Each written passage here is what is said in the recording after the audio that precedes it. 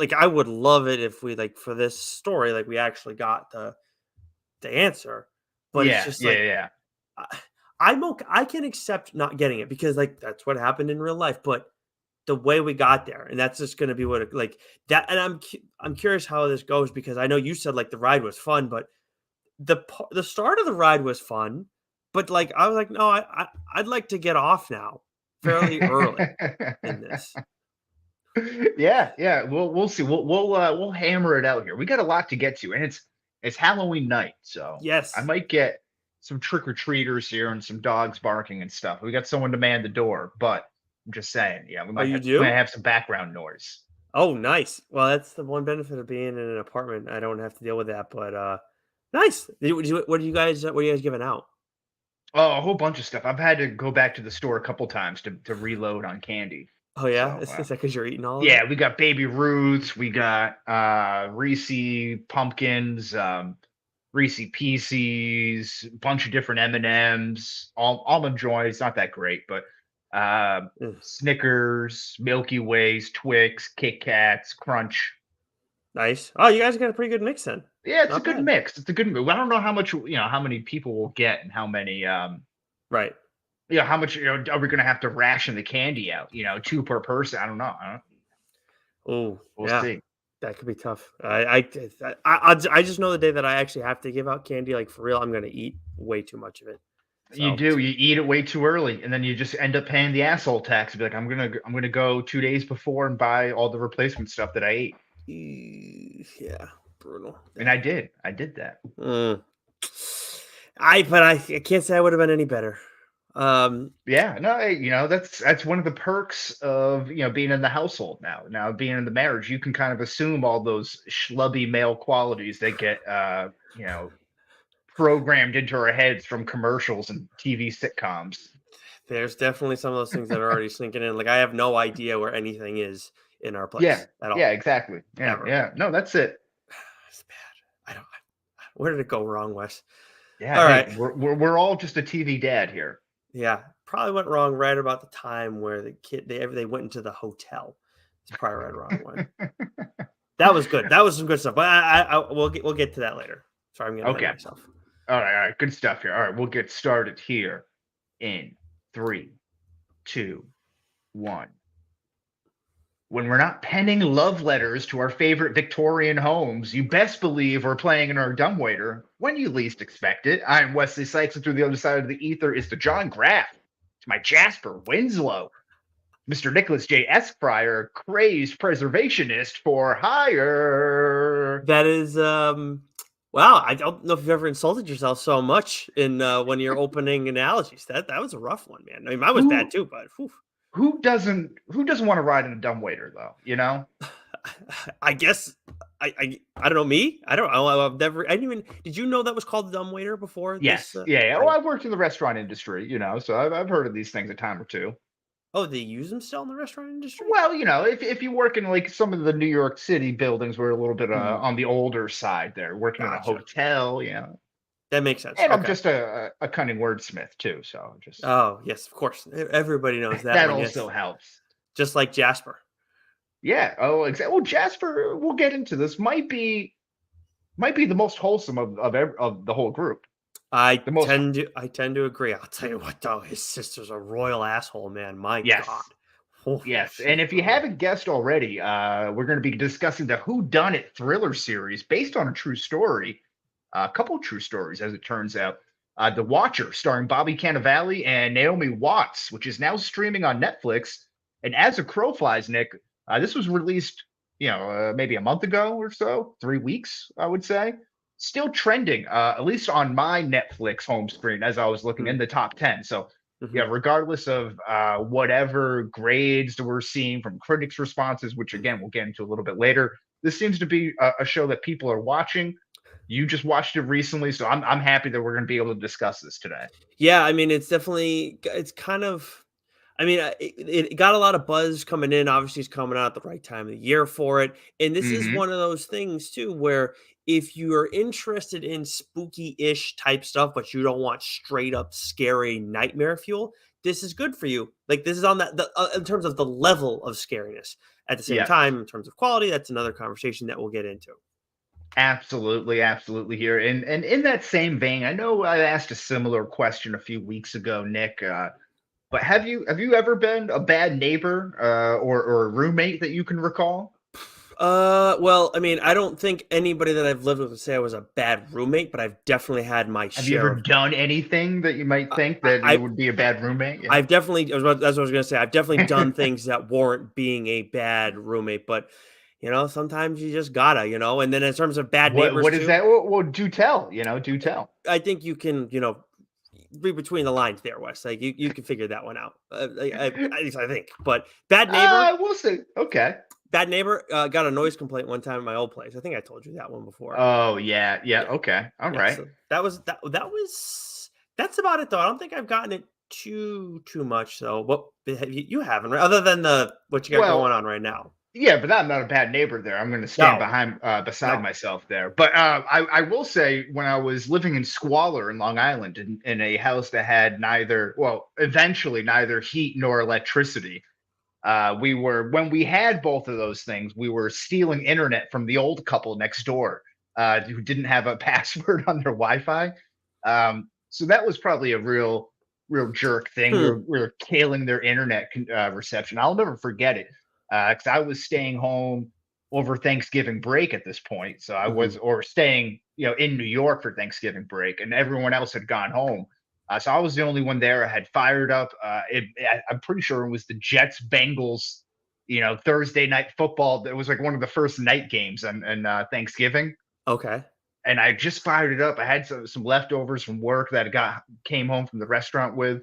Was all pumped. I was like, all right, I'm going to watch this on my laptop, and the internet cut out. It was Thanksgiving night. And the only thing I could think of is that, like, they had their young, like, smart, tech savvy kids over who were like, "Why is your internet so slow?" And they're like, "Oh, I don't know." And they'd be like, "Oh, mom, dad, come on, you don't have a password on your Wi-Fi." And then immediately locked it up, and that's when I Mm, lost all access to it. yep, that'll do it. That was probably some bad neighbor moves. We didn't really take Eh, care of that house. It was kind of like land of the lost. Like all the all of the front, weeds and grass and everything were hmm. overgrown up to your knees, just about.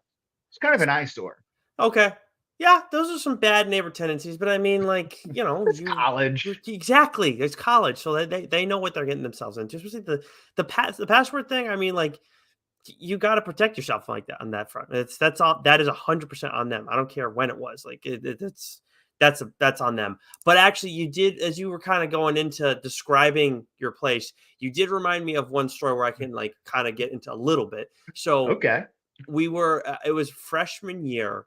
My roommate's name was also Nick, and Mm, he two so Knicks. yeah, he was something else. Loved him. We both had our own odd things about us or whatever. But one time, he had walked back in the room after certain things had happened, and he noticed a smell, and he got really really upset about it. And he said like he never ever got pissed at me about anything, and he said that was the closest he ever came to punching me in the face. What had happened was certain activities had taken place, and then I had noticed a smell. So I'm like, okay, I need to like somehow take care of this. And there's nothing like a Lysol around, and I don't have any like spray for myself. So Whoa, whoa, whoa, whoa! I can't let you just step over this here. What had taken place? again read between the lines. What do you think took place? I, Now I I'm was gonna not make you spell it out for me, Nick, because I'm not seeing it. I was not smoking. You know that I didn't do that when I played. And so there's Yeah, only one other thing that tends to leave a certain smell after you do a certain deed. How about that? The taking a deed. shit. What are you No, doing? Wes, I mean, for the love of God, I'm not going to say it. Like, you figure it out. Why Like, not? because I don't want to. It's simple. But you're telling the story. Say it. The point is, I did something. I took a shit in my room. That's exactly what happened. We're Okay. in our bedroom as freshmen, and then a certain Okay. thing had happened, and then I took his the point was I took his expensive cologne and sprayed it afterwards. A, it did not help the smell, and B, he was pissed that I used this shit because I guess it was like for freshmen you don't have a whole lot of money, so it was Yeah, I nice guess enough. so. And then you're probably trying to, maintain boundaries. You don't want people running into your room, so you got to be defensive, maybe overly defensive on that from his point of view. I I mean, see. I got that. yeah, it was at first I was like, I was legitimately like, "Are you kidding me? Like, you're upset at me about this?" Because he's done some his own weird stuff, but he like, I'm not gonna get into his shit, but, like, it's like, "You're gonna get mad at me about this, of all the things," and so that was the one time that was the one, like, real fight I think that he and I ever had. That was it. So bad neighbor, or you just getting some pussy? Like what are we talking about here? I mean, sometimes, it's sometimes you just gotta, and I guess I didn't make the right move I didn't execute all the way to Were the those end. two separate stories about getting pussy, or is that one story about No, getting I meant, pussy? like, just in general, that was a thing that would, happen, and then but that was Okay, a specific moment that we're talking about. I see. I got you here. Yes. All right. Confirmed pussy getter here. I Well, like it. says you, but anyways, it's time for trending now, Wes. I think we should stay on this for a little bit here, but and for the sake of time, I think Mm, we'll move on here. We okay. missed this. Speaking of time, um, this came out just after we released our episode last week. James Gunn taking over as the head of the DCEU.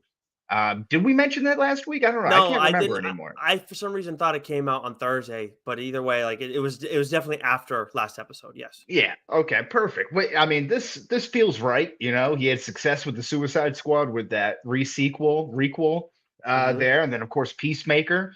Um, this is interesting right off the heels of Black Adam. Maybe we'll kind of roll into topics in one because they get the second straight week at number one, but they had a huge drop off, 63% at the box office here, and they mhm, spent a ton of money, $200 million here. So, and that's kind of been the issue with the WB of in DCUs that they've been kind of spending big money and not getting good returns on it.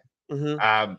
So maybe James Gunn kind of writes this ship, but I'm wondering how he and The Rock kind of interact ultimately too. Yeah, and I think that's the fair point. I mean, in general, you look at it like they've just brought in so many big name actors, and when it comes to Marvel, sure they've brought in some people that were recognizable over the years, but in the end, like increased pretty much every actor that or an actress that came on the scene with them. They elevated their status in some capacity. With DC, sure you kind of get that in some capacity, but Yeah, it's not to the same degree. But I mean, when it comes to James Gunn, just in general, Wes, we've been talking about it as early as anybody has. I mean, I've been on this. I remember when we've had Casey on a few times. I've asked him about it. You and I have spitballed the idea back and forth. It just made too much sense once he had his issues with like when the old stuff had popped up from his tweets, his jokes that didn't rub yeah, people the right way.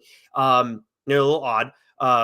eh, When that happened, DC picked up on him, and then Marvel still brought him back in a little after the fact, right? But once that happened, I was like, okay, DC needs to just keep him, bring him in, utilize him as much as possible. And then after the Suicide Squad, I was like, okay, well, you don't have a Kevin Feige. Why not take a guy who dealt with Kevin Feige a lot, saw a lot of the success, built on the success, is a huge part of why Marvel did so well, and poach him and turn him into that. And I know he's the co-head now, but he should be the yeah. guy that's calling all the shots.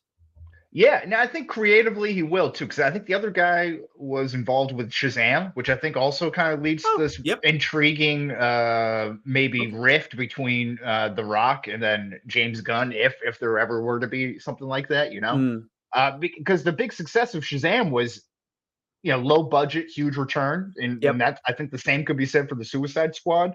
Mhm. Um, and some of the other Birds of Prey, for example, as well. So some of those things that got made bigger money but on lower budgets, I think that's probably the path to success. For the DCEU, and I wonder how Black Adam can justify again a $200 million movie with another 200 million in marketing, right? That's usually the assumption. Mhm. Um, is that really going to be in their plans moving forward? Yeah, I no don't know. way. I hope so, but yeah, Well, I mean, I hope I don't need to have. I mean, I seriously, we don't need to have these big time actors. Like, let them turn into the big time actors under Gunn. I trust his eye and other people that he's going to bring into the fold with him to figure out the people who like could turn into something. And I mean, you look at Black Adam too. I mean, yeah, there's all this marketing, and they've had this thing's been in production, right, or supposedly in the works, whatever, for like right. 12 years before it finally got made. But you've also got like three fairly highly paid actors in this mix where look, I know you get that in Marvel movies and in different things like that, but I just feel like you're dealing with some like real prestige names when you get like before they come to DC, and that definitely happened with Black Adam. So that's the kind of adjustments I would more so expect them to make, and maybe like you said, like focus more on the actual quality of the movie than the marketing of it. Because once you start making good stuff, you only need to do so much in the way of advertising. Yeah, yeah, and I think what James Gunn brings is that lighter tone. Yeah. Definitely a specific color palette too. When I think of Guardians of the Galaxy and the Suicide Squad, I don't know that for some reason the color palette that he chooses on or the is it the film? The Hmm. film color. I don't know. Maybe I'm talking out of pocket here, but I like his comedic approach to it.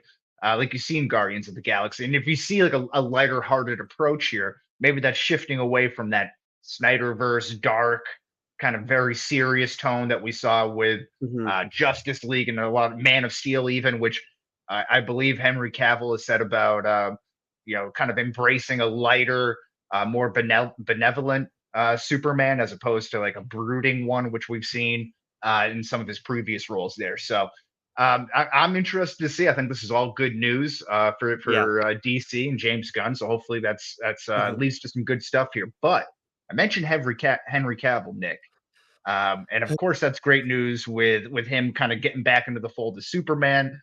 But with every good thing, something else bad must happen, right? So he has to give up his role as Geralt in The Witcher for season 4 that's upcoming here, and they're replacing him with Liam Hemsworth. That's a big name, but I don't know how the reaction is to this. So Liam Hemsworth might be fine. He might be fine. Like and if he had done it from the jump, he might have been fine. It probably would have been better off than Cavill, because now you're going to be comparing the two. Of course, it's only natural that's going to happen. And who knows if it doesn't go well, maybe they bring in another guy and then he does it for a season and then they mix it up. But Cavill was outstanding as Geralt. I would rather him stay in the role as Geralt than come back as Superman personally. As much as I always talk about how like he Hmm. looks like Superman more than anybody, at least in Right, my right. eyes. He was so like The Witcher was is such an awesome show. I'm very excited for season 3. He's still going to be around for that. But this is I think this is a huge loss for the franchise. And from what I understood too, it was more about creative differences and Oh, I almost okay. call him Geralt by like Henry Cavill. He apparently he's a fan of the franchise. I guess the video game side of it, because there's the books as well. I believe those were the originals. He Um, wrote like a really passionate message, which kind of came across that he was a big fan of the character and the series mhm. as a whole. Yeah. So apparently there's the creative differences are they're trying to move away from like all the lore that we already have. And I'm Hmm. sorry, that couldn't be a bigger mistake, because you have a ton there, and at the same time like it's working so well. This is untapped stuff when it comes to film and shows, TV, movies, whatever you want to look at it. And I mean, if Cavill is hearing this and getting all this money, he has the role and everything like that, and then he finds out the direction they want to take, and then he wants to walk away. I'm sorry, that's a terrible, terrible look for the future. So never mind Hemsworth; like he could be fine and take on the role fine, but I don't feel good about the way the story is going to be written moving forward after season 3. So what you're saying is like they're getting away from like some of the source material, kind of like what they Yeah, did in Game of Thrones. Like yeah, there is source material to be used. They're just going to go off yeah, and write their own. I see. I got you. 100% spot Huh. on. Yes. So That's I hate that. interesting. I look, I don't like you. I understand making changes. Obviously, we've seen it with plenty of Marvel stuff, and you see it with DC Yeah, stuff where they make it their but own. use it as a foundation or something, right? 1,000%. So I don't get why they're doing that in this instance. That is more of a loss than Cavill leaving on his own. Yeah, that's tough. Yeah, we'll see. We'll see what they'll do there. But this is season 4, which hasn't even gone into production or Right. filming or anything. So, but season 3 is about to come out. Is that right? I don't know when it's supposed to come out. I mean, season 2 came out around this time last year. Probably should have Oh, looked okay. that up beforehand. But the second that pops on Netflix, I'm binging the shit out of that. All right. Well, how about a Vision series? A series all about Vision, possibly titled Vision Quest, that would appear on Disney Plus. It's reportedly in development, focusing on Vision at the end of WandaVision. Would probably continue some of the story from Scarlet Witch that we saw with the Multiverse of Madness, which would confirm that she's not dead. Mm. But do you have any interest in a Vision Quest series? I appreciate the name. I will probably watch the show because we'll talk about it on the show, I would assume, and even if not, I'll still watch it. But other than that, okay. That's pretty much how I feel. Like it's Vision. Yeah. Listen, we're a Justice for Vision podcast here, so I think we're all for a little bit more Vision play. Love Paul Bettany. Yeah, He's great. I don't know. I'm not sure. This feels again like like I was mentioning to you before. It's going to be 3 years for the next House of the Dragon season. Before we, mhm, we got on air there. Like this feels so long removed, so far removed from the WandaVision story. yeah. It's it. And like even because that was during COVID, so you add like the extra time lapse Wow. that it kind of feels like the drag out that it's been. So it feels a little bit longer than that.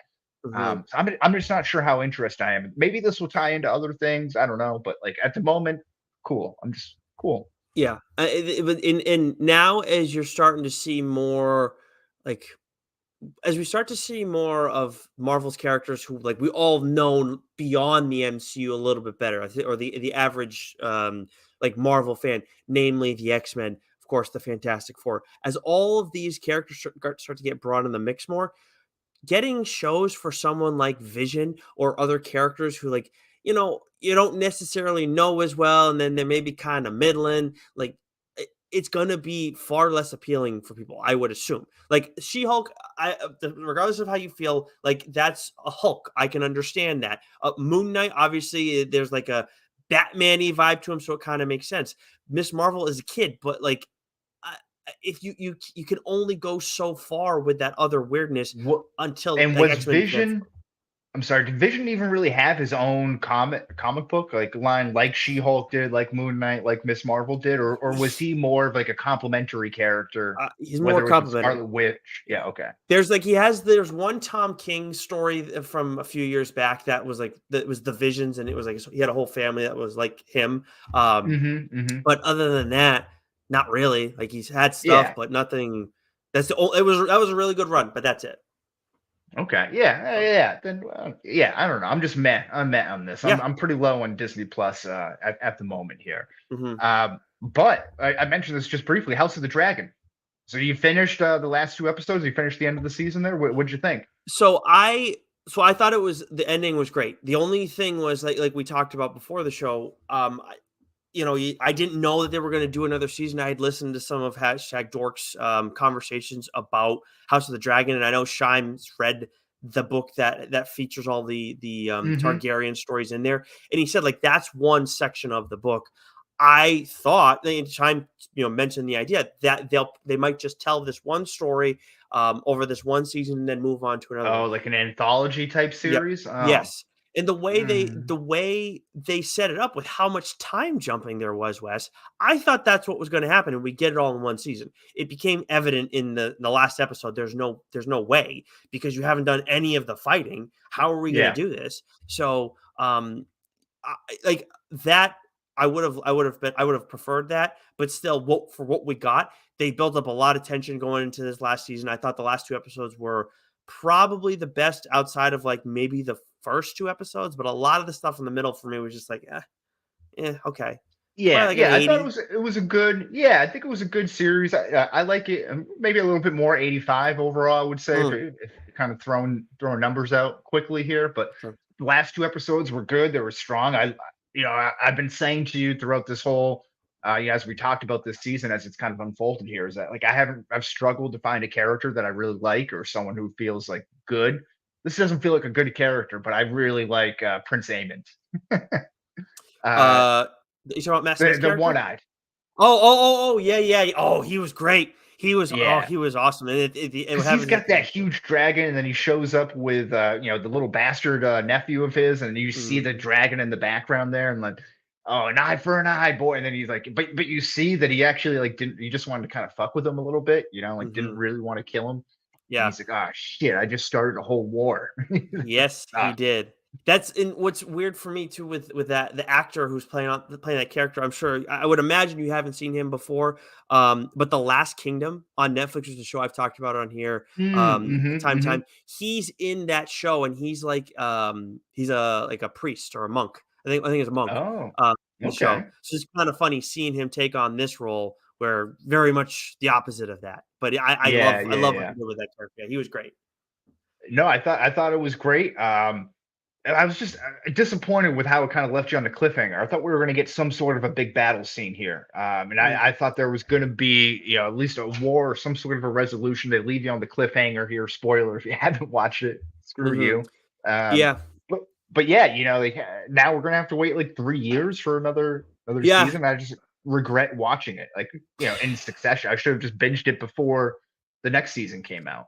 This is news to me. Like I didn't double check it after you'd mentioned to me. This is remarkable. If they're gonna wait that long. Yeah, I could just be making this up too. I don't know. Okay, so it could be hearsay in the end. But it's speaking of not knowing dates and stuff like that, The Witcher season 3, it looks like it's coming out summer of 2023 is the expected Okay, date. So for those okay. wondering. So And you then that's still the end. get Cavill as Geralt. Yep. Yep. Very Geralt excited. or Geralt? Geralt. I wasn't gonna keep correcting Geralt. you. Yeah. Geralt. Yes. I Great. mean you would Okay, think well, it's Geralt, but yeah, hard G, soft G's. What are you gonna do? What do we got brewing in the comic book minute this Halloween Eve? oh, so we got a few things now that you ask. So we got Marvel Punisher issue 7 is out. Then we got Hulk issue 10, and then the return of Deadpool. Deadpool issue 1. Of Mm, course, you had plenty of Deadpool issue 1s over the years. I don't think this is going to end up being some crazy collector's edition or anything like that. But obviously, some of the bigger names over there doing well. Like with Marvel, they got a lot of stuff out right now, and there's a lot of it that I'm not reading. But what I've really appreciated is the return to how we're seeing them use their legacy characters or deeper legacy characters, I guess. They've been doing really well. Hulk's been outstanding. Punisher's been really good. Daredevil continues to be awesome. So a lot of good stuff there. From DC, we got Batman and the Joker, Deadly Duo, issue 1. This is written and drawn by Mark Silvestri, who's like one of the titans of the industry. He was big part. He was one of the co-creators of Image Comics. Still has his own company over there, but doing some stuff with DC right now. So very excited to check that out. I talk about how much I love Todd McFarlane, but Silvestri might be Jim Lee's really good too, but Silvestri might be my favorite artist of that whole Image Comics revolution. Speaking of Image, King Spawn issue 16 is out this week. Some crazy shit there. Old Dog issue 2. We had Declan Shalvey, the creator of the series, on the show a little while back on TLDR. Speaking of which, we're doing the November solicit this week as we get a turn towards turkey season. That's it. Sorry to end it. My bad. oh no, you ended right on a cliffhanger, much like House of the Dragon there. So that worked. That's That what it worked was. out well. Exactly what it We was. got Yeah. trick or treaters. This is the prime time here, right as Mhm. we get to the main topic. Yes. The Witcher on Netflix. Nick, hit us with a synopsis. The Watcher on Netflix is a. Did I say The Witcher? Yes, I thought I was gonna make a joke about it, but then you threw it right there. A Oh seven shit. episode series that features a married couple moving into their dream home, threatened by terrifying letters from a stalker, signed the Watcher. Yes, and this series was created by Ian Brennan and Ryan Murphy, starring Bobby Cannavale as Dean Brannick, Naomi Watts as Nora Brannick, Mia Farrow as Pearl Winslow, Terry Kinney as Jasper Winslow, Henry Hunter Hall as Dakota, Isabel Triple H. That's pretty cool name there. I'm a big fan of the three names. Uh-huh. Isabel Gravitt as Ellie Brannick, Luke David Blum as Carter Brannick, Jennifer Coolidge with a strong performance as Karen Calhoun. Same Oof. could be said for Shooter McGavin, aka Christopher McDonald, as Detective Rourke. We have Nora Dumswenny as Theodora Birch, Margot Martindale as Maureen, Joe Mantello as John Graff, Richard Kind as Mitch, Seth Gable as Andrew Pierce, and Michael Nori as Roger Kaplan. And as for the critics, Wes, this got a 6.6 out of 10 on IMDb with a Rotten Tomato split of 52 by 36, which is, I didn't expect it to be that I see bad. the 52 on the critic Yep, score here. I can see that. 100%. The 36, I would have thought the audience may have enjoyed this. Again, People are maybe pissed, I in guess. alignment with us more so than like just completely outright not liking it. Yeah, I mean, I can understand some of the frustration. You know what? I'll just get into my score and tweet length review. I actually gave this a 75 out of 100. Hmm Strong hmm start. really strong start, but really started to lose me in the middle. I respect how they're loyal to the real life ending of this story because obviously it's based on a true story, but they did not do a good job of getting there. Yeah, I think we're in a similar vein. I liked it a little bit more. 80 out of 100, enjoyable ride. I think on your to your point, very strong start to pull you in here, but it's just an incredibly frustrating ending. It's got great bones of a spooky story, some great supporting characters, and I think what it did well is that the audience is kind of putting a similar mental pretzel as Dean through it all. So you're kind of going as crazy as he does, trying to figure it all out. Which, as frustrating as it is for the audience member, that's kind of cool writing to get you, sucked in like that. So, Hmm. with that said, I think it's a perfect debate show to debate with friends about because there are so many interesting Yeah. threads that were kind of left unpulled. And you kind of go out to eat. Oh, did you watch this? What was this? What Hmm. happened with this? So this is should be a fun conversation here. Yeah, very much looking forward to it because you're right. There is like what they do with Dean is great. And then there's a big shift, which I was fine with the shift, but then we are so much in the dark, and then so much doesn't make any sense. But Yeah. I don't want to get ahead of myself here. Why don't we start with what will age the best from this series? Yeah, the letters, and maybe this goes to your point here with the first few episodes. We can maybe just combine these two here, but I think the letters and the spooky start that it jumps off to, right? Because like, yeah, those were the real life. If you're looking based on a true story, it did take place in Westfield, New Jersey. There are which correct me if I'm wrong. Westfield, New Jersey, is that where WandaVision took place?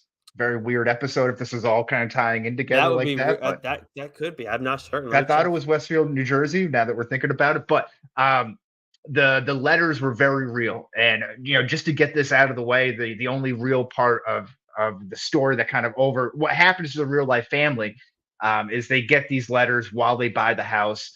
They're doing renovations. And they continue to get these letters, and they freaked out. They finish the renovations, and they don't move into the house. So that's kind of where the real life story ends and the fictional story kind of picks up from Netflix. So if that helps you out at all. But I think those letters and Westview, that truth is great. sorry, Westview, New Jersey. So close. I think I might be Westview, New Jersey might not be a real place. Yeah, I think that's what it is, but still, it's very close. Yeah, but I think that might be based on that little piece of suburbia right there. I'm It willing to say it. might actually be the case. Um, let's see, what did I have as a nominee? I'm trying to get some of these episodes lined up here. I mean, kind of again, like you hit on it already, but I mean, for me, it's the first few episodes. Like that's the first thing that I jump out. I was like, okay, yeah, like this is why everybody's watching it because it's like if you bring it up and you see that it's trending, you watch that first episode and it's like, oh my god, this is awesome. I'm so all in on this. You watch that second one, it's great. And hey, there's only 5 episodes left. I can crush this thing in a couple days, weekend, one day, whatever. But then after that, it's just like, oh my goodness. So those will probably age the best. But there was another thing that you highlighted too that kind of goes with the letters that I think is probably number one.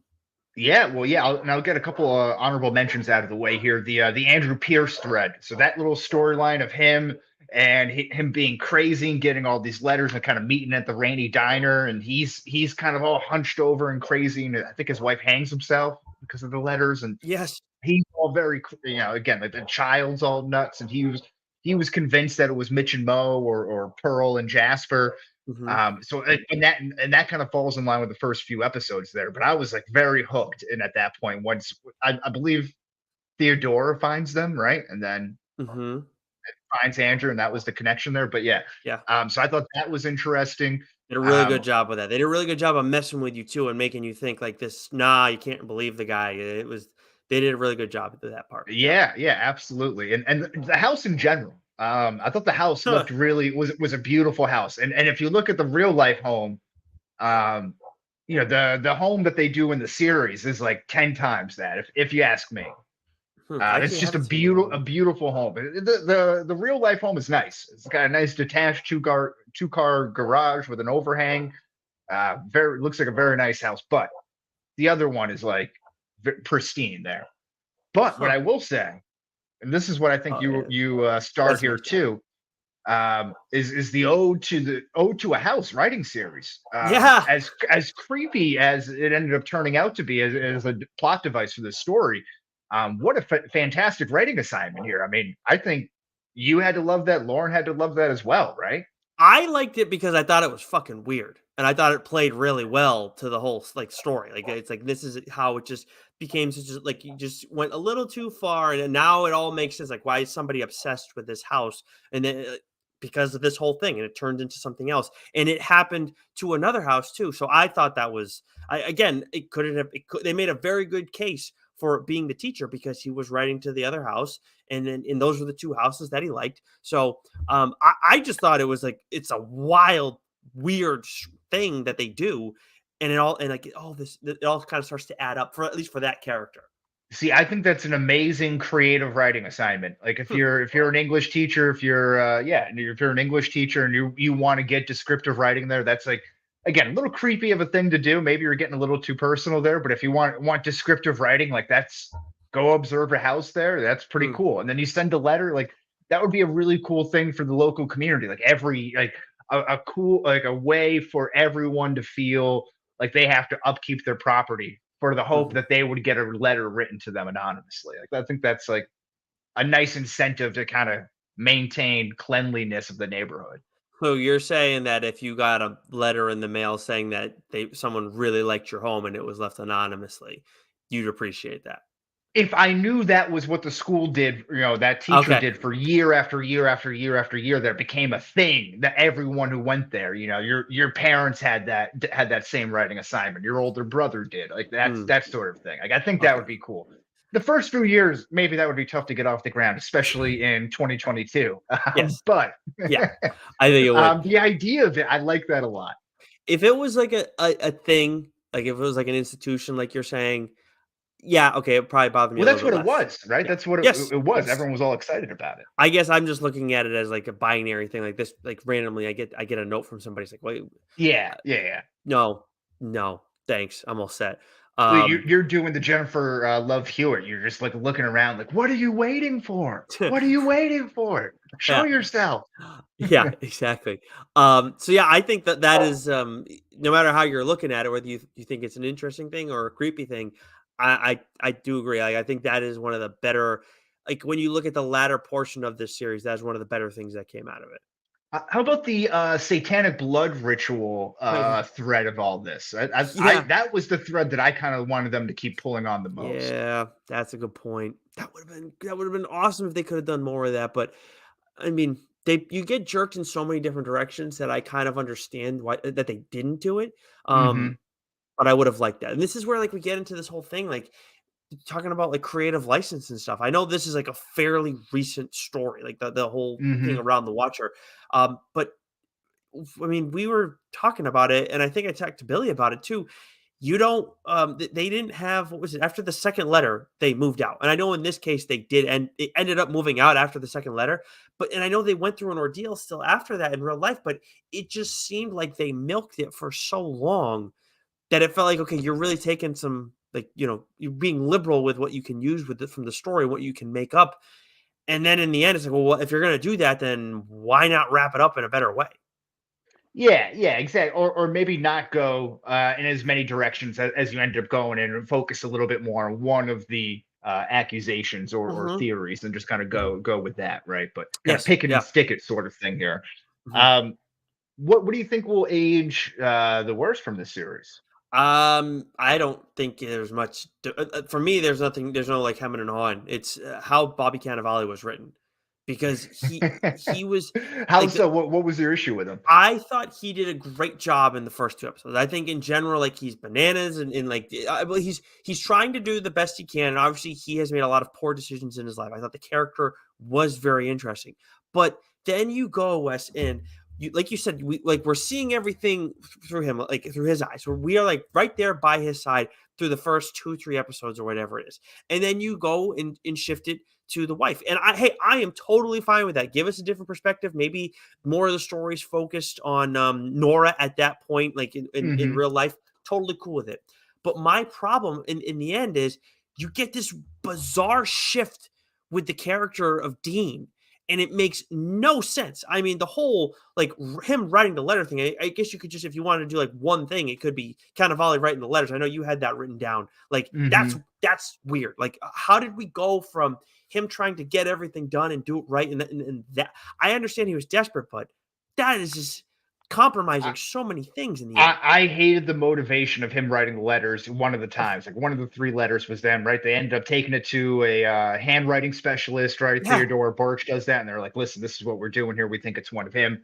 Nora addresses him with it. He cops to it, and then they're just cool with it. And then they're mhm. like, "All right, let's figure out who these other ones." Like, how do you, like if you're Nora, like you've been being fucked with for I don't know, 6 months, a year, Yeah, however long this story takes place for. You're moving out of a hotel with your children after these like threats come about knowing the name of your children, moving around, saying the house needs young blood. Go, are you going to check out in the basement or in the attic? I wouldn't. They're saying like all this creepy stuff, and then you find out that it's him who did one of the letters, who's caused this. Like, get out of here! I don't buy it. And then like he becomes.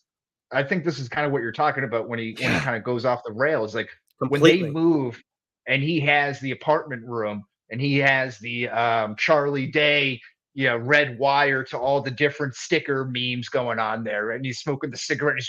It's all going to make sense. It's all connected, and you just Mhm. can't let it go. Yeah. Um, and that seems kind of crazy too because he seems to, again they seem to be doing pretty well. They've like cut their losses or made a little bit of money on the house or whatever. Just forget about it and move on. And and it's just I don't know, for him to play it, somewhat of an active role in pushing that and then not to be able to let it go. Like I don't know, I have a little bit of an issue with that. Like look, like based on their background, right? Like clearly Nora's the one that has things put together more. So obviously her career is taking off and all these different things. And Cannavale's been distracted, right? It was what his boss says, like for like the last like 4 or 5 years or whatever it was. So Hmm. I get that. Like he's not, and he's obviously made some really poor decisions with the whole bankruptcy. Years before that, was that like 5 years before he checked out at work. Okay, Hmm. but there's a difference between not being bright, checking out, making poor decisions, and then what he ended up doing, where, like you said, he wrote the one letter and then he borderline becomes like part of the Watcher cult at the end of it all. And he's Yeah. got like he's turns into Charlie Day and all that. It's like, okay, we need to know where that jump happened though. Because as much as like you're telling us where that jump happened, like you always say, you show Yeah. don't Show tell. it. Like, Yeah. Yeah. Yeah. we need that because it's such a significant shift with the character who was kind of a big part of what reeled us into the story because he was the one who was handling everything, like we said in the first few episodes. So I just think that the way, like, I don't think it's Bobby Cannavale's fault necessarily because I mean, as we break down the character's arc and everything, they just made mistakes left and right with it. So I don't get how that happened. Yeah, even to that point, this will roll into my next one here, but it's like, when they write him to be the overprotective father of the blossoming daughter, right? And he's like, no, Mhm. no, you're too young, and he's like trying to not sexualize her or keep her, as a young girl and not grow up. But in turn, he's like kind of sexualizing her, Yep. like he's the Mhm. only one, like I think Nora points this out in the show, right? Like Yep. he's the only one who's noticing that she's wearing spaghetti straps or lipstick or whatever, makeup or whatever.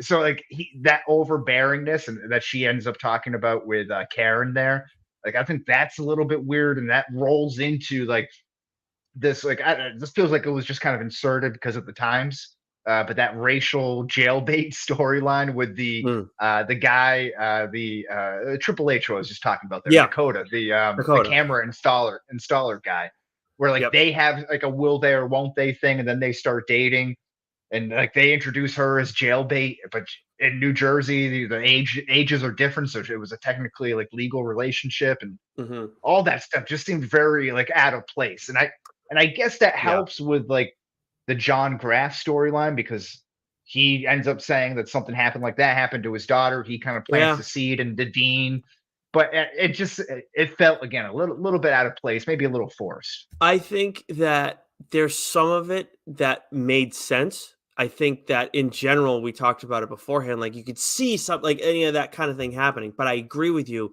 Again, the way it was handled, the way it was written.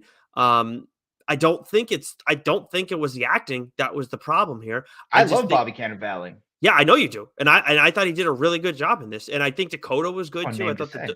the daughter was did a good job too. I'm blanking on her name, um, but Ellie, but it Yeah. just the way like you go and take this kid, and I understand like, hey, he's just a 19-year-old kid. We all when we were 19, I mean, shit, we're in our 30s and we still do some dumb stuff. But like we were 19, we did a lot of dumb stuff. But you go and turn this kid and position him as like a not a brainiac, but kind of a whiz kid, I guess, in some ways, right?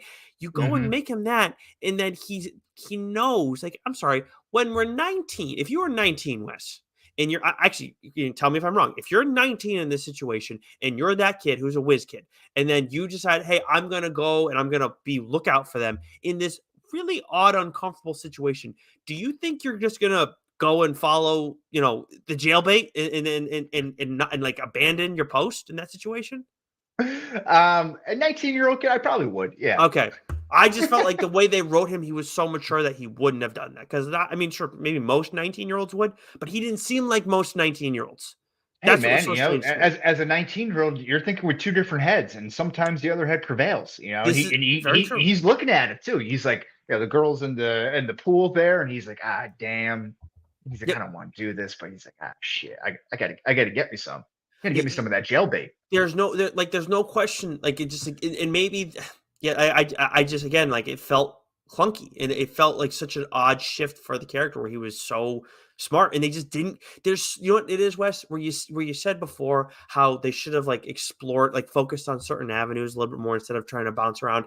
I get there's a lot going on. I'm not saying I would have wanted this to be like a 2-season special or whatever it is, but Hmm. it just felt like there was so much to No, there to, was a to lot of just hanging around. I agree. yeah, well, there's a lot of hanging around, but also like with like you don't like they show us like, hey, this thing might happen, and then it does happen, but like, where's that part in the middle? You're Hmm. not. It's not all adding up. It's not making sense. Yeah, and I think another quick honorable mention or age the worst is Dr. Rourke. What really bothered me, what really frustrated me about him, although I love the smugness that he plays here, but he's just like not doing anything throughout all of this, like not taking these threats creditably at all. And if So about Shooter McGavin? yeah, yeah, yeah, Yeah, yeah. okay, yeah, yeah. Yeah, and he's like, yeah, it doesn't really seem to like really do a whole lot. And then like he kind of tips off Theodora about that the former murder that was there, right? Or there was some murder or some Mhm. cold case that he couldn't really touch. And that Yeah. like ended up not being a real thing. Am I confusing some of this? Oh It's been a no, while since I watched it. it was the one. No, it was he tipped her off to the what was his name, to John Graff. But Hmm. I was under the understanding that the John Graff stuff did happen because we saw with the teacher at the end when he was with John Graff and Jasper and his sister, and I think it was Mo. Like he figured out who John Graff was and was like, hey, "How's your family, by the way?" So like Right, right, he was right. not Yeah. so, but it was no, yeah, like he was very much like not involved, like But even though he he was didn't getting take this approached. like seriously. Like you would think like if he was in the town, like he would be more aware of the history of the house and be like, all right, well, just so you know. Like he didn't he seemed like very reserved and like he was holding something back, which was probably a play done by the writers and everything of the show to be like make everyone a suspect sort of thing. I thought it was him and Karen. Like, and then when I found Hmm. out they were like this was well before, like not well before, but comfortably before they were together. At the club. But I Well, I yeah, was let's get into that. Yeah, maybe in order here. What do you think? Who did you think was the watcher as you were watching the series unfold? so I went from yeah, actually, so when we saw John Graff first was In the actually house making the sandwich. no, it was not the first time we saw him. The first time we saw him was at like in the very beginning of the show in the he was the guy in the attic. Do you remember when the son goes up to the house and is looking and he sees like this one dude looking down at him from like That's the attic? him? Oh, That yeah, he was was like, "That's our competition, bud," right? yep. Yeah, and they're at the open house. Gotcha, Yep. okay. And it in total and like again for all the complaints that I have, like I can totally see how Bobby Cannavale would not recognize him when he sees him later in the Yeah. because as the clearly home though. inspector or Yeah. something like that, right? Yes, Yeah. whole different situation. But I thought, okay, this might be the guy. Like they're showing him so early, like he's got to be involved in some capacity. Then I went Mhm, from mhm, him to Jasper and Pearl, then pretty much the entire neighborhood because of the whole blood cult thing. Then Graf Solo when we see him thrown into the mix. Then I thought, oh no, it's Karen and Detective Chamberlain because like they were in it. This is again before it was confirmed that they were together. I thought they were in on mhm. it. And then by the time Bobby Cannavale like we find out that he's written a letter. I was like, okay, what the fuck are we doing here? Like, not like it is. You seriously wrote a letter? How did that happen? How did we not have any clue about that whatsoever? Mhm, mhm. No, I'm right there with it. My first thought was Jasper and Pearl. You know, Yep. you see him kind of rolling around in the dumb waiter scaring everybody. He's got kind of a sling blade type of attitude about him, where like I don't know, maybe kind of like Lenny of Mice and Men type attitude to him. Mm. And Pearl is just like a modern day witch. You know, I'm not sure if I ever wanted to upset her. So my first thought were them, and then you know you see Karen, Stifler's mom, kind of come into the fold, and this is where I started developing like, all right, so it's her kind of running this scheme, trying to flip houses and get money and make profit, you know, because how quickly she was like, you know, I'm listing this house. I'll sell your house the moment that Nora brings up like any sign of an issue. You got to sell the house. You got to sell the house. But, you know, in between all of that, she's selling Nora on the country club lifestyle and how great Westford is and how you have to have all these things for yourself. So she seems like she's like poisoning Nora with a lot of bad ideas.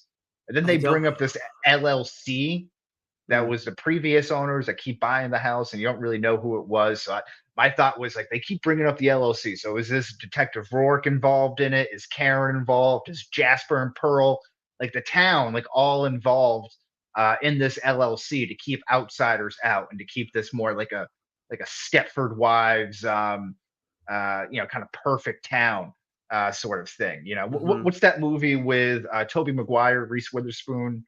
It's like all in black and white in the 50s and It's not the Great Gatsby. Pleasantville. It's Okay, like a Pleasantville type town where like everything's kind of perfect, but like behind the that's scenes, what it there's is. like shady satanic shit going on. So Hmm. that was my thought for a while. Then it was John Graff, and then I just gave up after that. Yeah, I was like, just tell me the answer. pretty much that point. And there's a thing about with Karen too that I want to hit on later because she was like solid character for the most part, but there was some stuff around her that was a little bit frustrating. But yeah, it's like it's Oh, she fun was how very frustrating, but it great. it's fun how there's a roller coaster ride with all this. But again, it's like you get to a point where it's just, huh?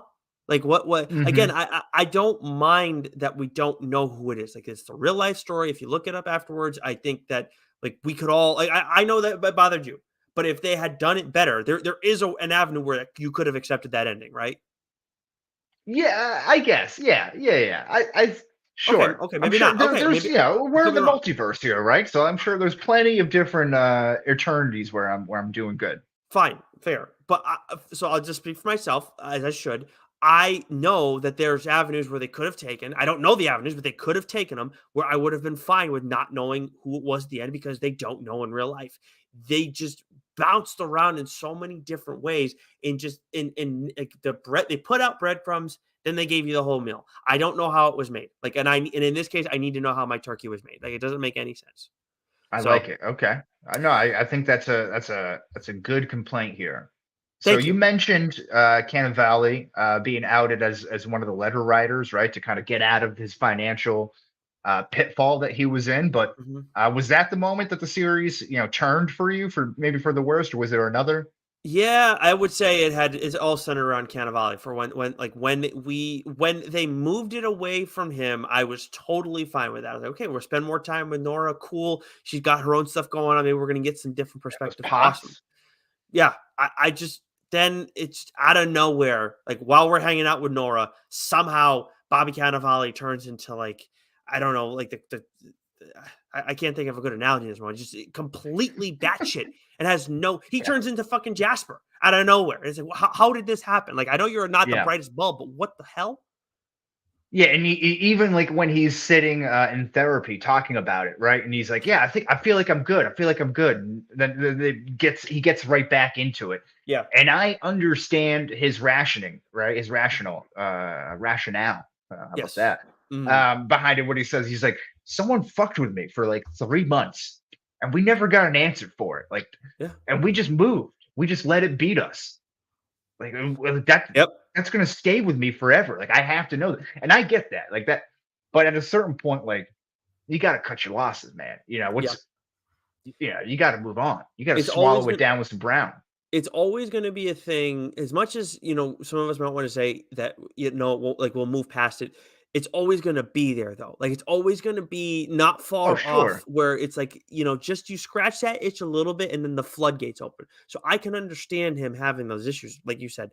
But man, there's a difference between that and what he does because it's just it just absolutely. Even I can even kind of forgive the Charlie Day like wall. Like I could forgive To a that certain point, to a certain right? point. Because like when they're up in the attic with Theodora and Nora and they sell the house and they're like, all right, so we made a little extra money on it. You find out like they ask how Theodora's doing with the cancer.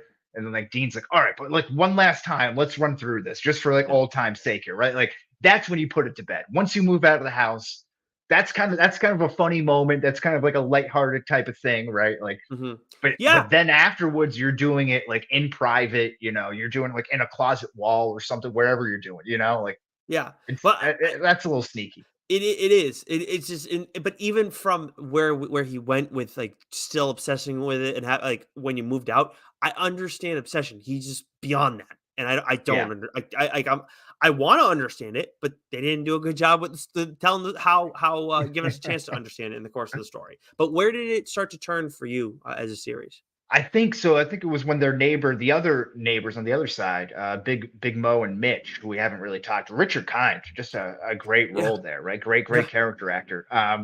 But the moment they returned from vacation, after the funeral was held for their assumed double homicide from their crazy son, mm, right? That was blamed as Dean was the reasoning for it, right? yeah. Weren't they like they It thought that was they didn't go to the funeral and all this he other stuff, but then it he ended up being yeah. what Mitch or Mo's parents, Yeah, like the kids' grandparents. they said it was Mitch who killed himself and then killed Mo, and then the son, like, That's freaked right. out and had a whole like, he was flipping out on what's his face, and apparently what had happened was he found 2 people from, like, a homeless shelter nearby or whatever, similar body types, and then blew them away to get the money, to get the insurance money on his parents. Right.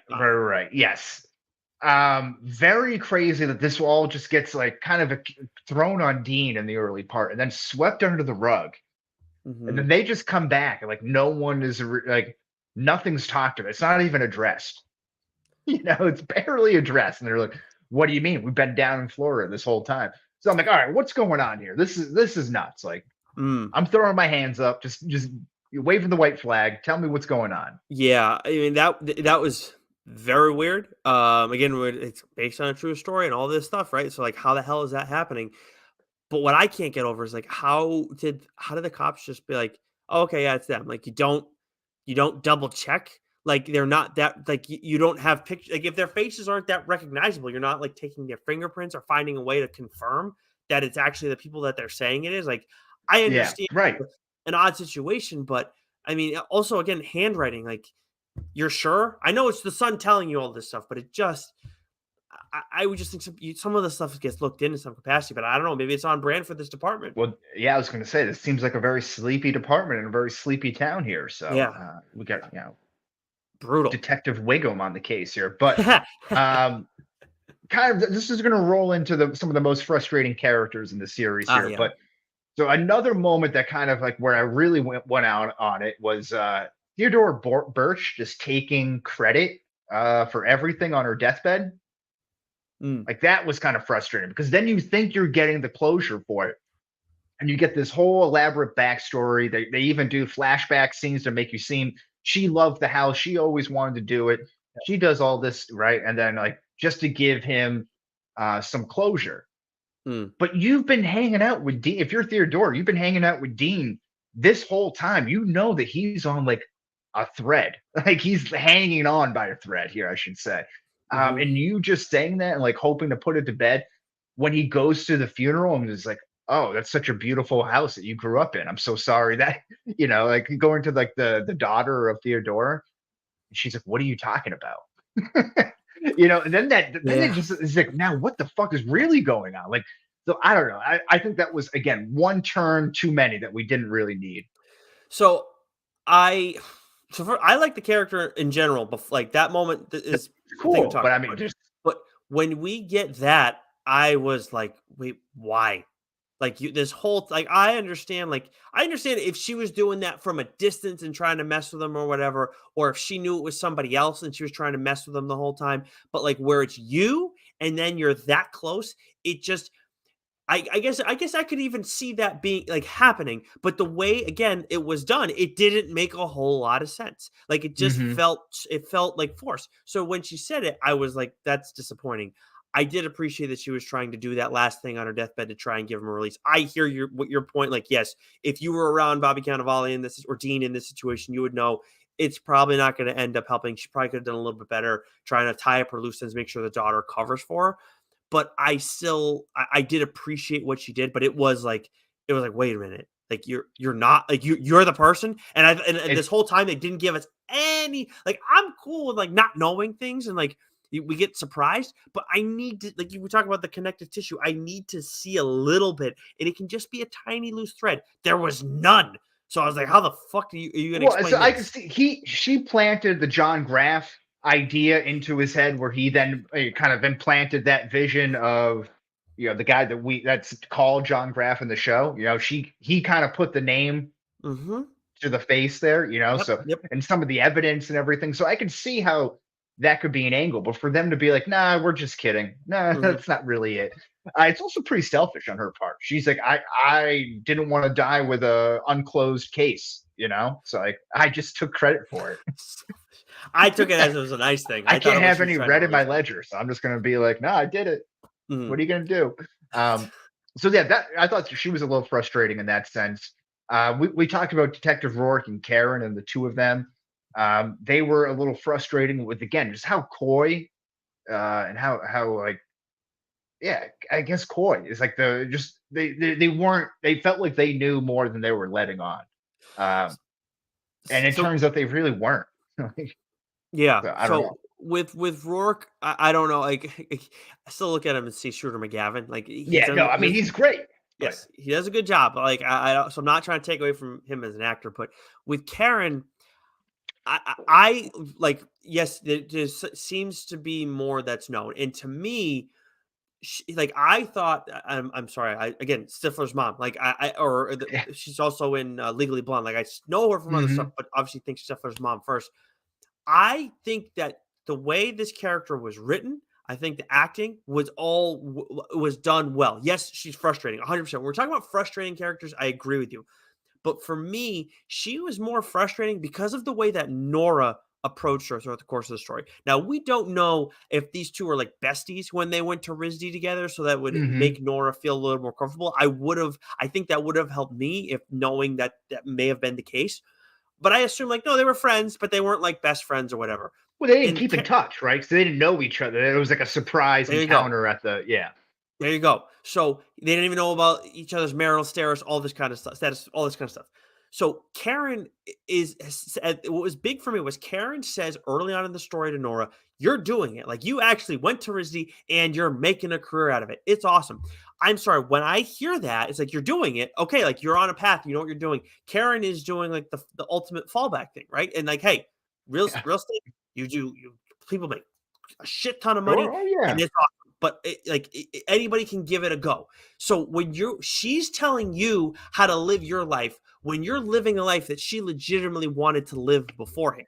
I, Mhm. Mhm. like, why are you listening to this person to that degree about every single detail? And again, she's also not married too, right? Again, like Shit, of course. divorce Oh, yeah, happens to yeah. everybody, but she like very much doesn't like him, her husband, and you very much seem to be good with Dean. Like I understand what happened, but it just seems like everything that she's telling Nora to not do or advise her in a certain way. It's like this is not the person you should be listening to in that moment. It'd be one thing if it was your best friend and you guys became estranged. That's fine. But you're not that. So why are you going to listen to her, given her background? Yeah, I think it's weird, right? Because they're like Karen keeps like making these like thinly veiled shots, right? Yes. Like they're like kind of like passive aggressive compliments sort of thing, passive aggressive like I don't Yes. know, little shots there. And like Nora, like to her credit, like kind of seems taken aback. She's like, where's all this shit coming from? When they're talking about like having an affair or getting a divorce or whatever. Yep. Um, kind of early on. But to your point, she still hangs out with her and plays tennis and gets lunch at the club and everything. And she's like, I'm going to join the, she ends up taking some of her advice on some level. So, my impression was that Nora was like a little bit guarded at first with Karen, but then she just kind of seems to kind of go with the flow there. And it's just why? Like it's like again, Yeah. if this is like a person you've known, like you knew her from a long time ago, but you weren't best friends back then, supposedly. It doesn't feel that way. And then you don't talk for a long time, don't keep in touch. It's time of social media when this is all going on. You could easily be on Facebook and know things about one another. We know nothing. You know nothing about each other. And then like all of a sudden she's your like most loyal confidant and you listen to everything she's saying. And again, Well, like it's kind of women though. Women become besties, quote unquote, pretty quickly. they You can be, know, but I mean, like I again, think this it's is a forced a lot of times. I mean, I just to me, okay, that's I guess that's a fair point, but I just don't like in this instance, Nora seemed like she had too good a head on her shoulders to do something like that. I guess that's Yeah, what my yeah. thing. I'm just. I think it's safe to say we're both a little disappointed in Naomi Watts there. Yeah. Yeah, but in the end, the most frustrating character ends up being Dean in all this. Yes. Yeah. Yeah. I think that's safe to say too. Yeah. Absolutely. Spent the whole time ripping Um, him, and it's just how does I it was gonna say, is happen? there anything else you wanted to add about that? I felt No, like we spent a good amount of time on him. Yeah. no, we've covered Dean. I think All well right. enough. How about this? This is a fun one here. This whole series could be an unanswerable question in a lot of ways, but do you have any unanswerable questions you wanted to get with, or should I start with a couple here? No, go with yours. I do have, one thing to add to the unanswerable questions, but we can save that, I guess. Okay. All You wanna right. say Here. it towards the Well, end? Yeah. what was that jailbait daughter Ellie thinking by posting a confessional internet video about her dad being racist Oh online? my What was up with god. that? Oh my god.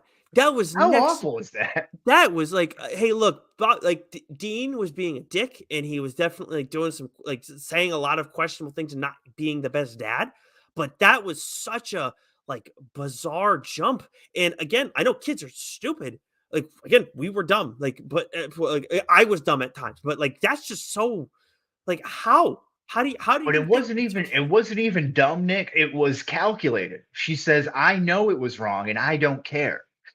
That's what You're they said right. when the parents confronted her to about it. So, like, yeah, Dean That's true. overreacted, Yes. 100%. She yeah. Shouldn't have gone to the cops like that. Blew a lid. In his defense, he's got a lot of shit going on. He's got a lot of plates in the air at the moment. So, if he could find a way where he could, maybe offload some of that stress, it sounded like this was a good opportunity to it, and it did not work out well for him. Yeah, that was, you reminded me, like, where she knew it wasn't right. She wasn't just that too, it was she was like, "I don't know what it is, but, like, when someone wrongs me, I wanna wrong you even more, even worse." Yeah, yeah, yeah, Like, yeah. Yeah, bro, that's vindictive, man. that's pretty That's some chick stuff, you know? that's Yeah, a vicious thing to say from a what, 16-year-old kid? I know it. Well, Jeez. that's like the old Seinfeld joke, right? It was that Elaine said, right? It's like men will just beat each other up and then become friends, but women will will do like talk shit about you until you develop an eating disorder. It's Yeah, like, ah, that gee, that's different throwback. types of bullying. Yeah, that's throwback right there, man. I haven't heard that in a long time. That's but that Um, in that same vein, maybe spitballing off of the viral getting canceled for being, racist on the internet. How did Dean keep his job? Did he keep his job? I in the end, I don't know. Like the way things were, it seemed very suspect. But in general, yeah, I don't understand because they 'Cause he did a good wasn't going job. to work. Like, They did a good job of like showing that he was there sometimes, but there was a lot of times where yeah. it felt like he wasn't there. Like yeah, I agree. Like there was it felt like And he might have been there physically, but like, mm, what is he doing?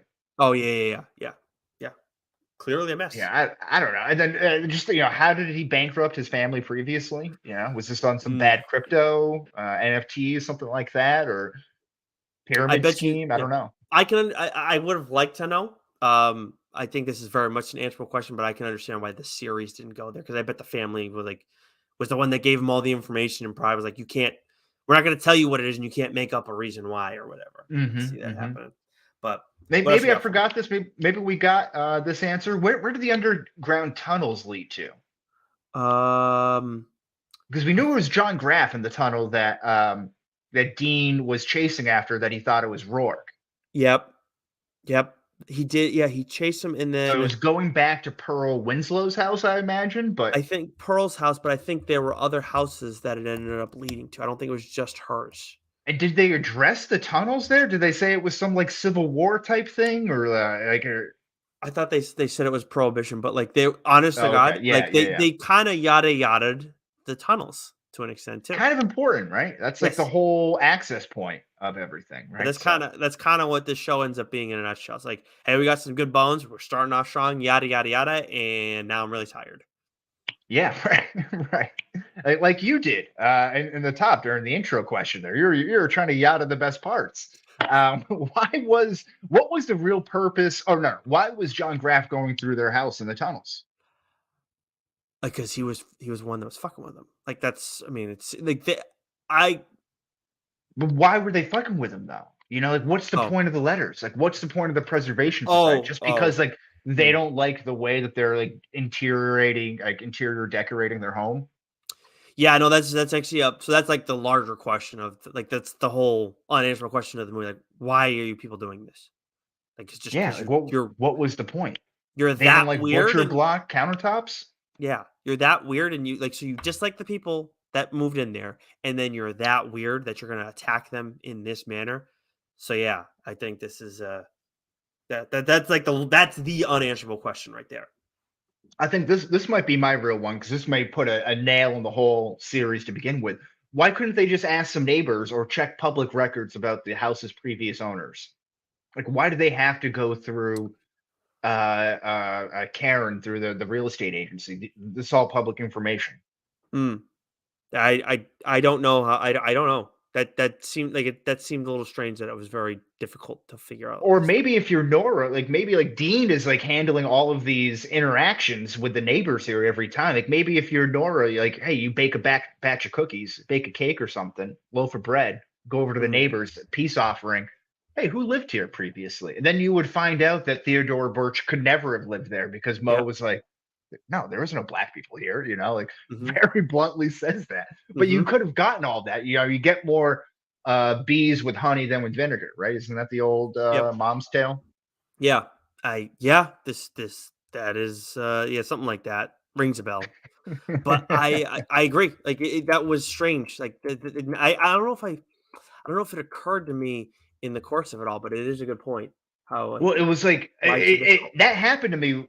Oh, It all kind of right when Theodore Birch. It was like yeah. when Dean goes to talk to Mo, Mhm. and they have their peace offering there, and he's like, "Oh yeah, well, Theodora and everything." She's like, "No," and just kind of like flatly says it, like obviously not trying to hold anything back. She's not keeping anything.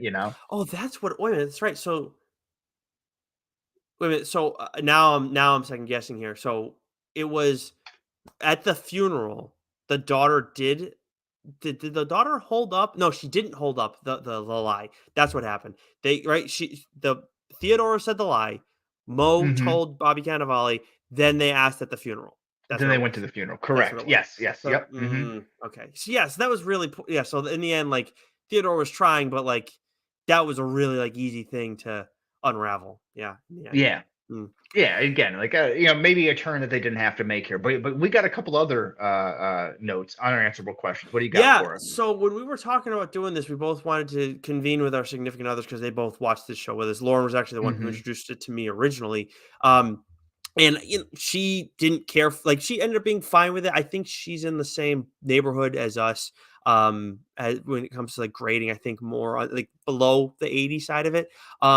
Her thing was that she never had like an issue with it not being solved because we knew that was so it made, she knew that we knew that this was the case.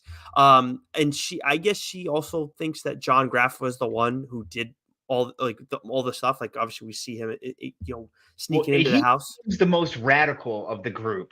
Yes. Obviously, a murderer of his family. Who, real quick, not to step on this here, but that was also. I know I said the only true parts of the story, of the true based on a true story, were the letters. But this was also adopted from something that happened in the same Westfield, New Jersey town, by John List. Was the murderer who actually killed his family in a house in Westfield, And it much wasn't like that John house. Graff did. It wasn't that house. No, no, no. It was a separate house.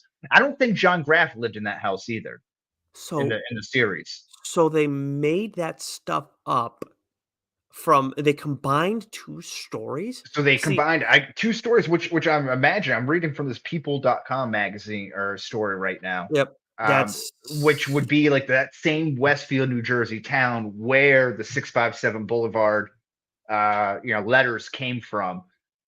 In that same town at a separate house, John Graff in the series killed his family. so that's then absolutely we should, like, they took that's a lot of like creative license, man. Like Yeah, and you're blending two stories like that from the same town and they're not related in any capacity other than they happen in the general same geographic era.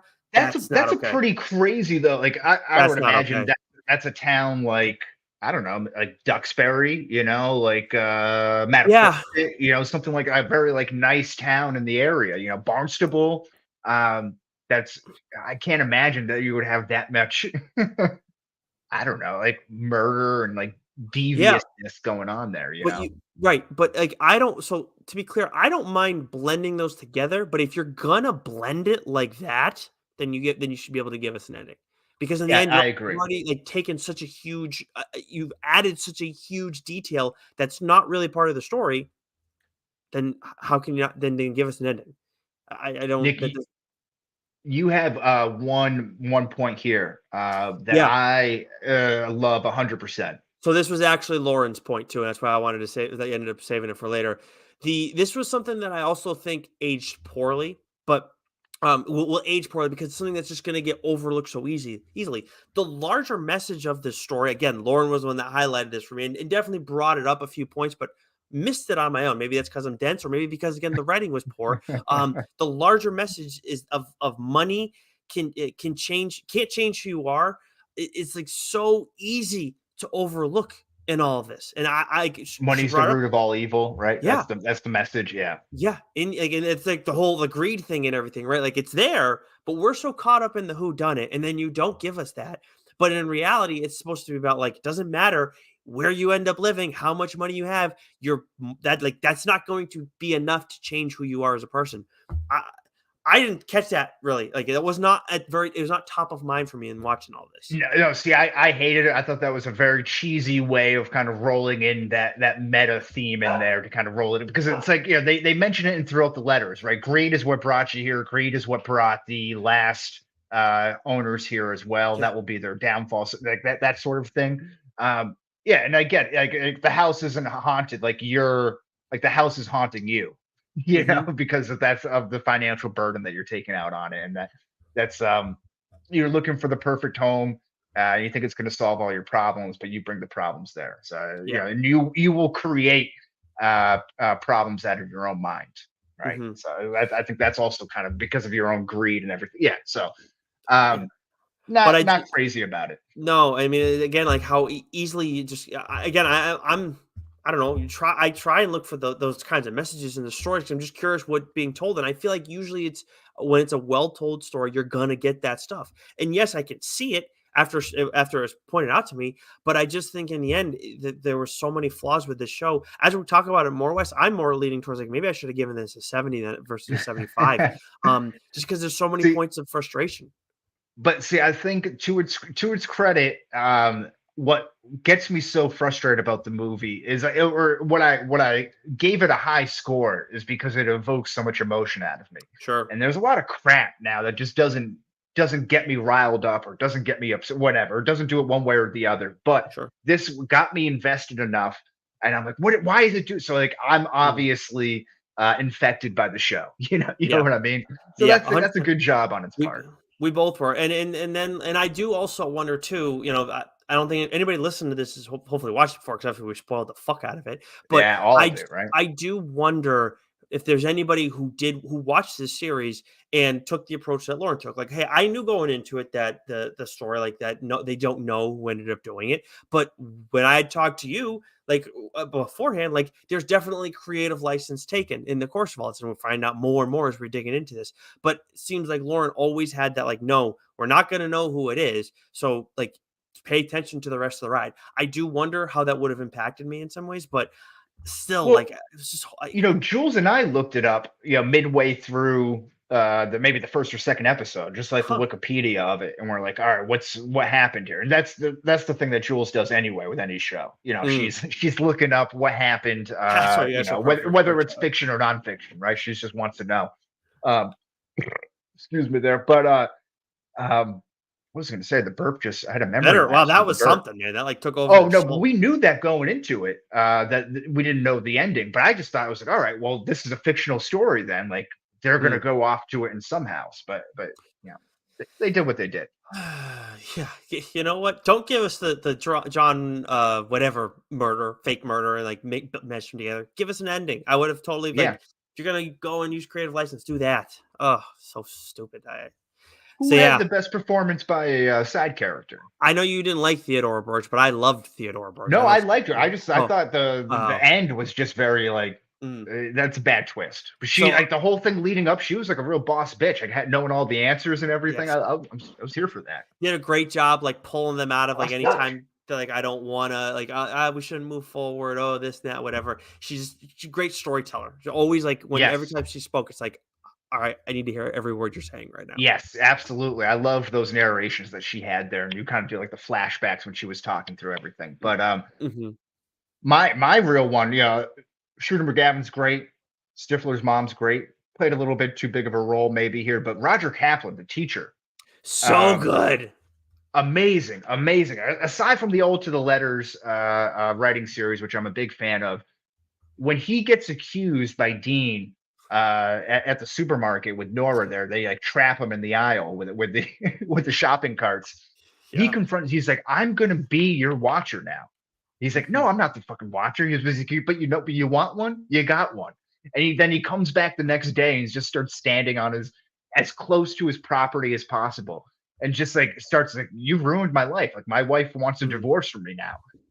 Like you bring up all this shit, you call me a murderer, you bring up all this stuff, and like, yeah, I'm gonna make your life a living hell. Like I'm gonna give you what you thought you wanted.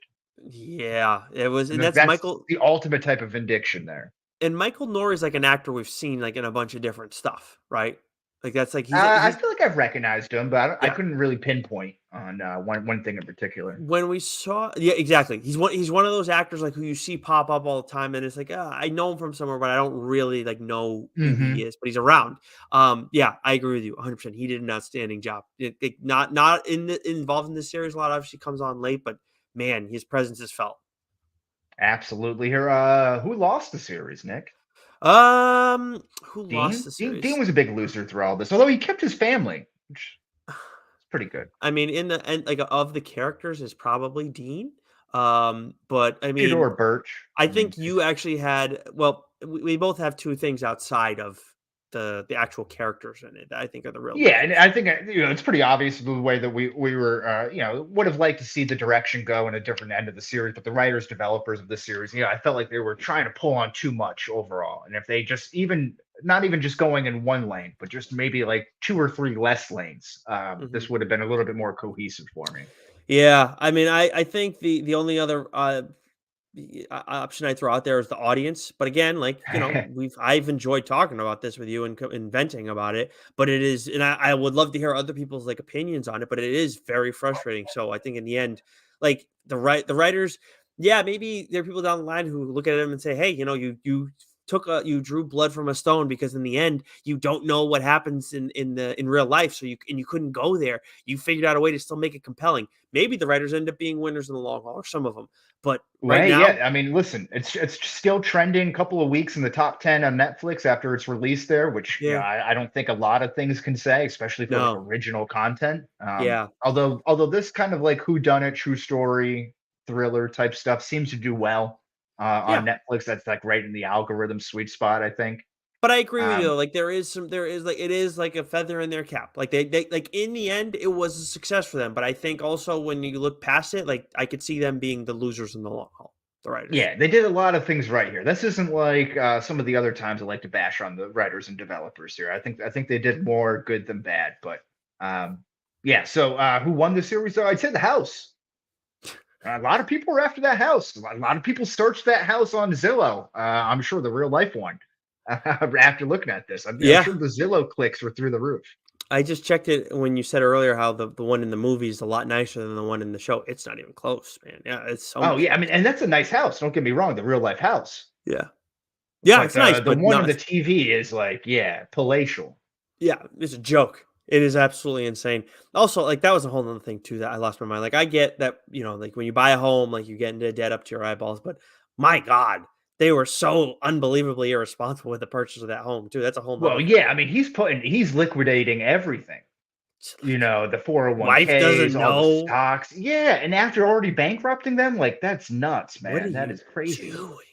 Like, there's plenty of other nice places you Thank can throw God a she home. made pots, you know? Yeah, good lord, who knew it could be so profitable? I That was think, funny when Karen's like, you making your little pots or like something yeah, like that. She's like that passive aggressive that stuck with me. yeah, She was good. she was good. She stunk, but she was really good.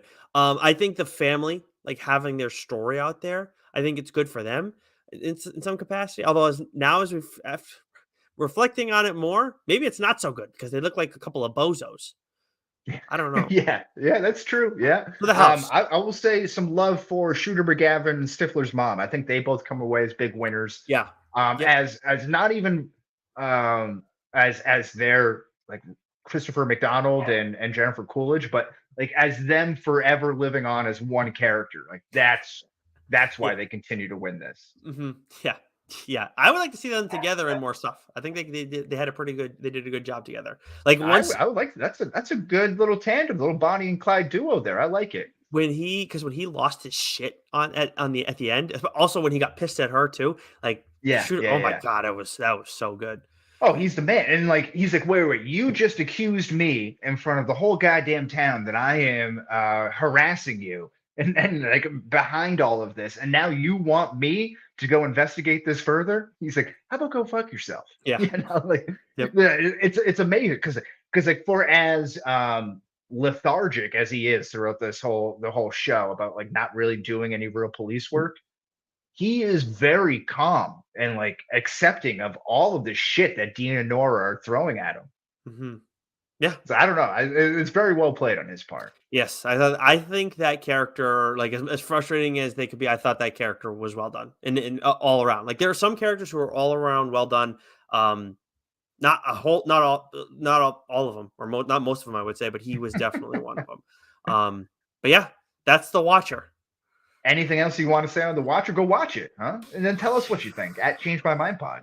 Yeah, God bless you if you end up not, losing your mind at the end of it. But anyways, Yeah, Wes, don't keep it like Dean. You know. it is time for us to turn into the discharge depot. Yeah, it's all aboard, honk honk. So what do you got for me? You lead us off. Hey, it's Halloween night here. You know, felt like a real asshole over the weekend. Was a trunk or treat celebration with Julia's other dance studio that she's a part of, not the one that she owns, but that she teaches at. So it was a big thing. They had this trunk or treat set up, or Jules dressed up as a witch. I don't have a costume, so Jules like just throw on the Spider-Man costume. You know, like the like onesie, the skin tight onesie. And I was like, Yeah, yeah, I was like, yeah, I'll yeah. throw it. All right, whatever. I'll throw it on. And I just get there and just immediately feel like an asshole as an adult in a Spider-Man costume. I'm like, I hate myself. So that was that. But Mm, something that I watched was Unsolved Mystery Season 3 on Netflix. A little similar whodunit caper. uh-huh. Um, new release. So they're doing like a batch of episodes every couple of weeks. So there's like 3 that were released a couple weeks ago, another 3 this week, another 3 next week. Okay. Good stuff. Recommend. But so that was because the first season of that, didn't they have, was it Unsolved Mysteries was the what is the show that had like the Western Massachusetts like UFO thing, right? Yes. Yeah, And that was yeah, one yeah. episode, right? One episode, right. So There's this is another now. good one that I watched that was on like the Upers, upper, or maybe it's Western Michigan. Um where there all these UFO sightings were. And it was like one of the largest, like one of the most um I guess like reported UFO sightings in American history. Okay. You have see, like aliens don't do it for me. I don't know why. Like, I mean, obviously they're there, they exist. Like, I just they don't fascinate me No, in the same way. But this one's kind of interesting though. They got like this one area got over like 60 calls from into the police about these like strange lights that were going over, and then there happened to be someone who was working on like the National Weather Service who was talking to the police dispatcher as they were getting the calls, like, can you get some radar of this? And like, so hmm, there is some like the radar proof that they get, kind of makes it a little bit more solidified than just like our personal account, hmm, hmm, so it makes it like a little bit more like concrete. hmm. But I hear you. Some of that the UFO stuff doesn't get me. But Yeah, there's an interesting Bigfoot story about on like the Navajo reservation too. That's on there. Which, that's on the Unsolved Mysteries. yeah. That was Okay, so another short. so it continues, but it continues to be like that, like a lot of like one offs about. Oh yeah, they're 40-minute short stories. I think there's like cold case murders, missing persons, that sort of stuff too. So it's not Okay. all kind of like spooky extraterrestrial stuff. Gotcha. Okay. I think I watched the first season and that was it. I don't think I've seen the second one. I think I'm not certain, but I did watch some spooky shit, and I'm probably gonna watch some more on Halloween. Or Okay. I guess today, whatever. But the 28 Days Haunted, show on Netflix. So this is a 6 episode series. Wes, I think the first 5 episodes are like 30 minutes apiece, and then the last one's like 38. This is a Okay. ghost hunting reality show. Which I think anytime you're done with a ghost hunting show, there is like it's probably got a like a reality TV Oh, component for that. don't besmirch Tim Weisberg like that, our No, guy in the no, chair. no. Well, I mean specifically with some of the shows, there is that because it's like you're hunting in real life. But regardless, in this instance, what happened was they had 3 ghost hunting teams, and they're put into this like supposedly very haunted home. One place I think is actually a business. And they're there for 28 days. They have to stay there. They have to live there over the course of 28 days. And the reason they're doing that number of days is because Ed and Lorraine Warren, like after their years of research and everything like that, they came to a conclusion that if you are in like the same area that's supposed to be haunted for 28 days, eventually the veil that's there with whatever paranormal that's fucking with the place, it becomes like paper thin. So now you can like really deal with whatever entity that is there. So, in the end, there was one that was it felt like a bunch of bullshit until the very end. Then it was kind of like was good. There was another team that was one person I bought into this character's stuff 100%, but the rest of her team kind of stunk. And then there was one, so those were 2 teams of 3. There's one team of 2, Wes, and for them alone, the show is worth the watch. Like it's a demonologist, and then I forget if she's a medium or a sensitive, but we got a few of those or psychics. Like they go by different titles in this. But that team right there, the only team of 2, their shit felt so real. I'm still like getting goosebumps talking about it. Lauren was rattled by it too, and she does not get rattled as easily as I do. So it like if you at all find that stuff interesting or in any way believe in it, even if you don't believe in it, I thought that their part would like it might change your opinion on things a little bit. It was really well done. All Yeah, here for it. it I was. like why. I want to hear Tim's input on some of these teams that we saw because I gotta imagine he's aware of some of them at least. But yeah, like if you end up giving it a look, please tell me how you feel about it because I really think if you like spooky shit, if you like scary stuff, this is 28 Days Haunted on Netflix, which is another thing that's trending. Very much worth a watch. All right. Another thing to check out here. What do we got coming up this week in the DSG? So this week, yeah, I'm not playing Billy Sandor again. So this week in the DSG, let's see, hashtag dork. It looks like they're doing their Barbarian and Terrifier episode. I don't know what that means, but that's what they're doing this week. Hashtag Okay. Mac and Goo lasted Black Adam. I don't know like their Hmm. schedule, so I guess that's what their latest thing was. I get so confused because like by a week, they're like twice a week now. So Yeah, yeah. yeah, PCP.